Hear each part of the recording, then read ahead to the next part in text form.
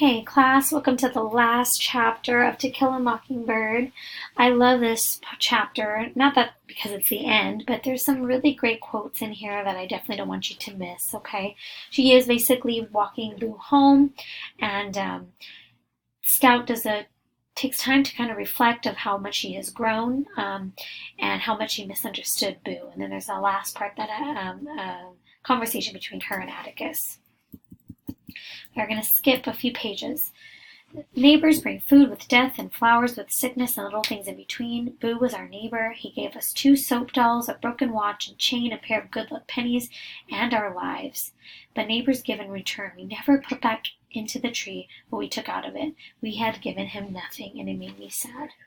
This is an important part, guys, because she's realizing that this whole time Boo, even though how misunderstood he was being probably the most giving neighbor in the entire, in the entire experience of their neighborhood, and that's something to really recognize.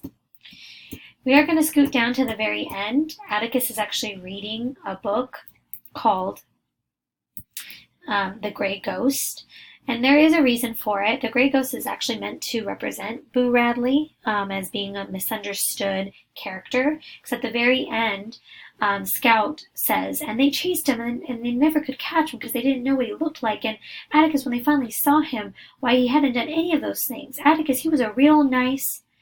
His hands were under my chin, pulling up the cover, tucking it around me.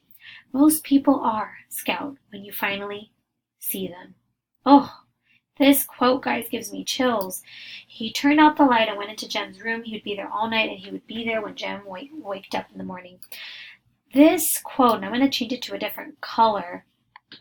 Well, I think I can't because it would change everything. But, guys, it's so important to truly see people.